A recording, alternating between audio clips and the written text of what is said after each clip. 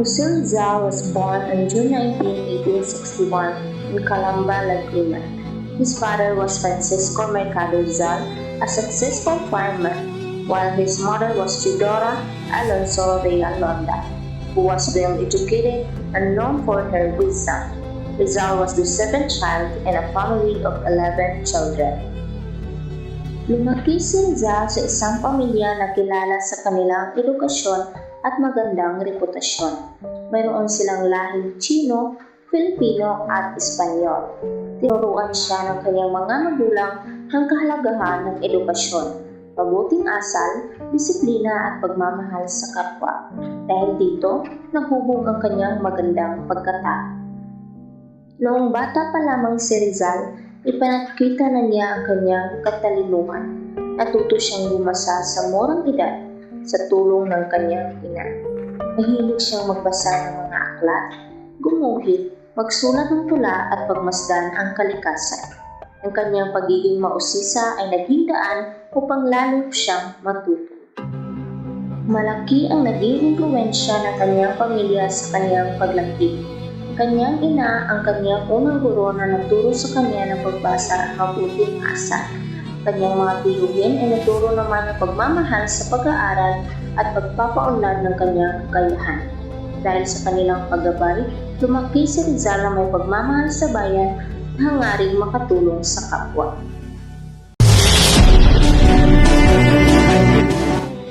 The education of Dr. Jose Rizal became the foundation of his journey as a national hero, writer, and reformist.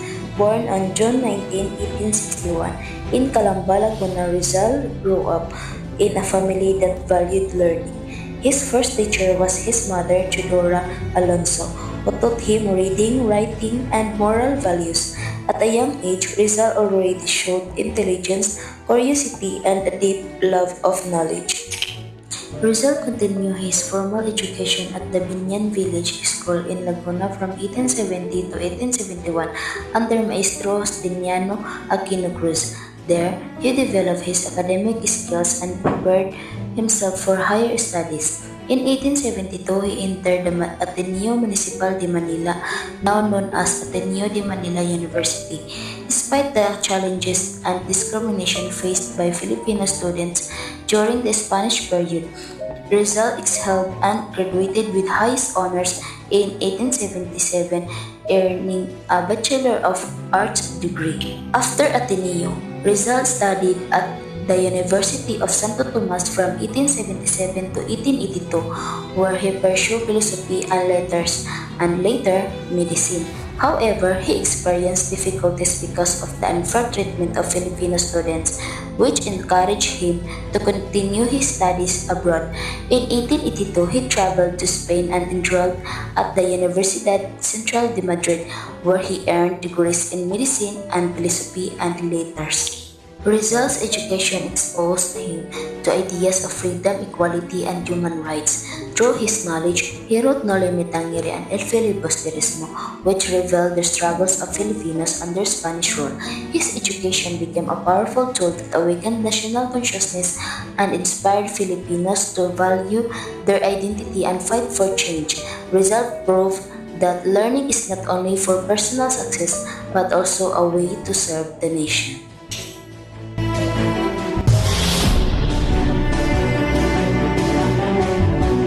Jose Rizal is the most traveled Filipino hero in history.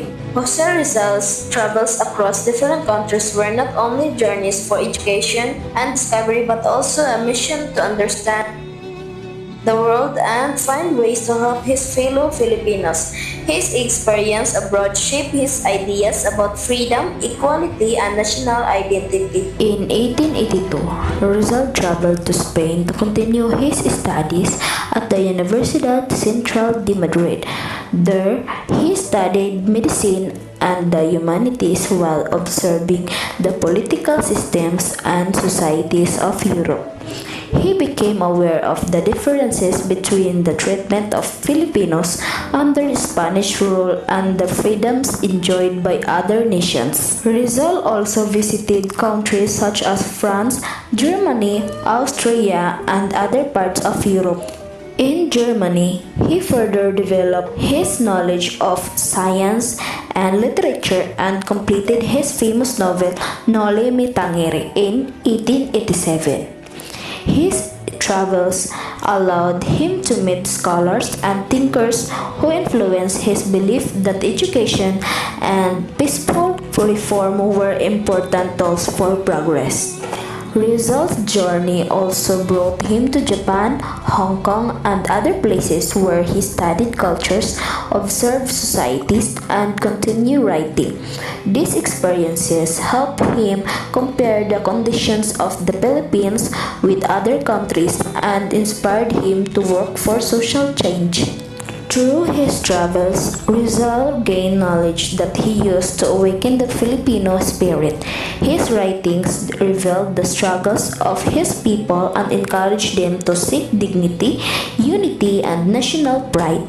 Although his life ended through execution in 1896, his ideas continued to inspire the movement for independence and help shape the identity of the Filipino nation. His journey proved that knowledge gained from the world can become a powerful force for change. Ang buhay pag-ibig ni Dr. Jose Rizal.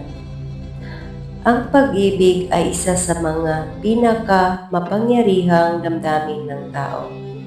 Maging si Dr.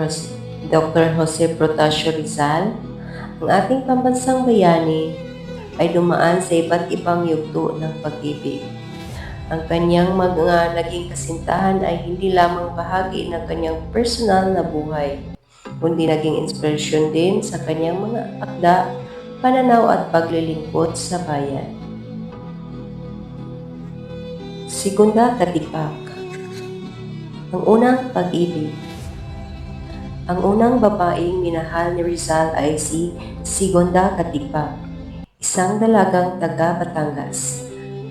Bata pa lamang si Rizal nang sila ay magkakilala, ngunit hindi nagtagal ang kanilang pagmamahalan dahil nakatakda ng ipakasal si Segunda kay Manuel Luz.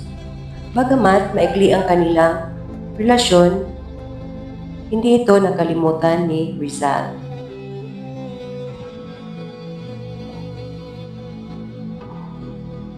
Leonor Valenzuela.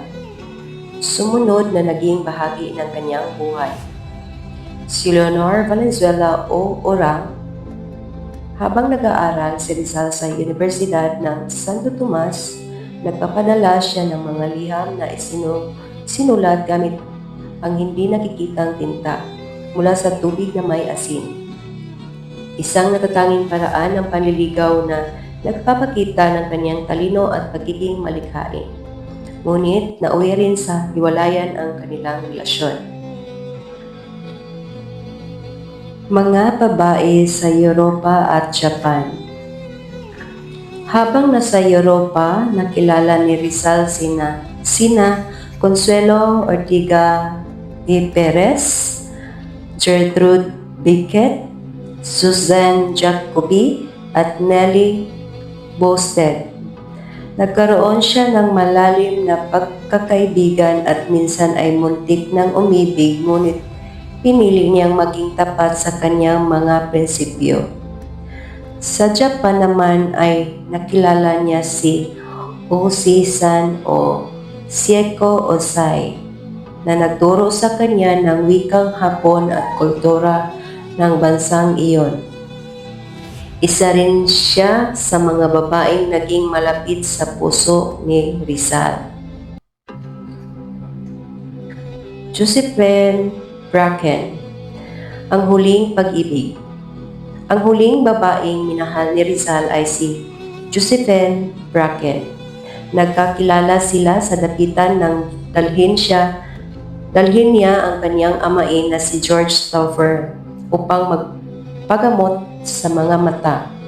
Nahulog ang loob nila sa isa't isa at namuhay bilang mag-asawa kahit hindi sila ikinasal sa simbahan, dahil tumanggi si Rizal na bawiin ang kanyang mga paninindigan laban sa pang-aabuso ng ilang fraile.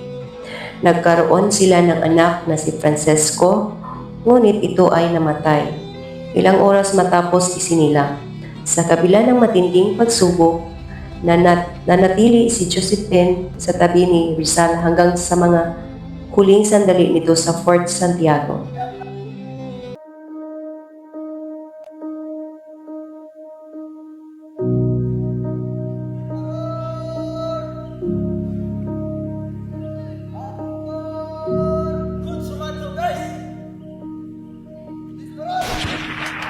Ang aking tatalakayin ay tungkol sa pagpapatapon, pag-sale at paglilitis ng trial kay Dr. Rizal. Noong Hulyo 6, 1892, ipinatapon si Dr. Rizal sa Dapitan, Zamboanga, sa utos ng Gobernador General Leolio Piscoon. Ang dahilan ng kanyang pagpapatapon ay ang hinala ng pamahalaang Espanyol na ang kanyang mga aklat, lalo na ang No Limit Tangere at El Filibusterismo, ay naghihikayat sa mga Pilipino na labanan ang pamahalaang kolonyal. Dagdag pa rito, itinatag niya ang La Liga Filipina, isang samahan na naglalayon pag-isahin ang mga Pilipino at isulong ang mapayapang reforma. Dahil dito, itinuring siyang banta sa kapangyarihan ng mga Espanyol. Bagamat ipinatapon siya sa isang malayong lugar, hindi ito naging hadlang upang ipagpatuloy niya ang kanyang layunin na makatulong sa kapwa at sa bayan. Sa loob ng halos 4 na taon sa Dapitan, hindi sinayang ni Rizal ang kanyang panahon. Sa halip na mawala ng pag-asa, ginamit niya ang kanyang kaalaman at talento upang makatulong sa komunidad. Bilang isang doktor, ginamot niya ang maraming may sakit, lalo na ang mahihirap at kadalasan ay libre ang kanyang serbisyo. Bilang guro, nagtayo siya ng maliit na paaralan kung saan nagturo siya ng iba't ibang asignatura tulad ng matematika, agham, wikang Espanyol at mabuting asal. Naniniwala siya na ang edukasyon ang susi sa pag-unlad ng isang tao at ng buong bansa. Naging magsasakaya rin siya at nagpatupad ng mga kabagong paraan ng pagsasaka. Bilang isang inhenyero, tumulong siya sa paggawa ng isang sistema ng supply ng malinis na tubig upang makinabang ang mga residente ng Dapitan. Nagdisenyo rin siya ng mga proyekto para sa ikaunlad ng komunidad. Habang nasa Dapitan, nakilala rin niya si Josephine Bracken, isang Irish na babae na naging kanyang kasintahan, naging mahalagang bahagi ng kanyang buhay. Noong 1896, matapos sa biglabang Meksikang Pilipino, inaresto si Rizal at ibinalag sa Maynila. Siya ay nilitis sa isang military court at inipusahan ng rebellion, sedisyon, at pakikiksabuatan kahit wala siyang direktang partisipasyon sa armadong pag-aalsa. Inatulan siya ng kamatayan at binaril noong Disyembre 30, 1896. Sa Bagong Bayan, nakilala ngayon bilang Lunita. Noong umaga ng December 30, 1896, binaril si Dr. Jose Rizal sa Bagong Bayan na nakilala ngayon bilang Rizal Park o Lunita. Bago ang kanyang kamatayan, sinulat niya ang kanyang huling tula na Mi Ultimo Adios, kung saan ipinahayag niya ang kanyang pagmamahal sa Pilipinas at ang kanyang handaang ialay sa sariling buhay para sa kalayaan ng bansa. Pinakita ni Rizal ang kanyang katapangan hanggang sa kanyang huling sandali. Ayon sa mga tala ng kasaysayan, bago siya tuluyang mawian ng buhay, hinarap niya ang langit sa pamamagitan ng pagharap ng kanyang katawan, bilang simbolo ng kanyang dignidad at pagmamahal sa bayan. Ang kanyang pagkamatay ay lalong nagbigay ng lakas ng loob sa mga Pilipino upang ipagpatuloy ang laban para sa kalayaan. Dahil sa kanyang mga sakripisyo, kinilala siya bilang pambansang bayani ng Philippines. Sa kabuuan, ang pagtatapon at paglilitis kay Jose Rizal ay nagpapakita ng kanyang katatagan at pagmamahal sa bayan. Kahit siya ay pinarusahan, hindi siya sumuko sa kanyang paniniwala. Ang kanyang kamatayan ay naging inspirasyon sa maraming Pilipino upang ipagpatuloy ang laban para sa kalayaan. Hanggang ngayon, nananatili siyang simbolo ng talino, katapangan at tunay na pagmamahal sa Pilipinas. Maraming salamat po. The execution of Dr. Jose Rizal. After a hasty court-martial on charges of rebellion and treason, Dr. Jose Rizal was sentenced to death at 7:03 in the morning at Bagumbayan, now Rizal Park. This 35-year-old writer and patriot would meet his fate and change Philippine history forever.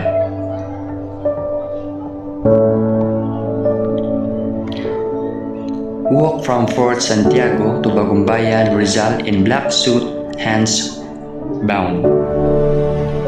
Hours earlier, Rizal left his cell calmly. He had written his final poem, Mi Ultimo Adios, my last farewell, hiding inside an alcohol stove for his family. He asked to face the firing squad, but Spanish authorities refused.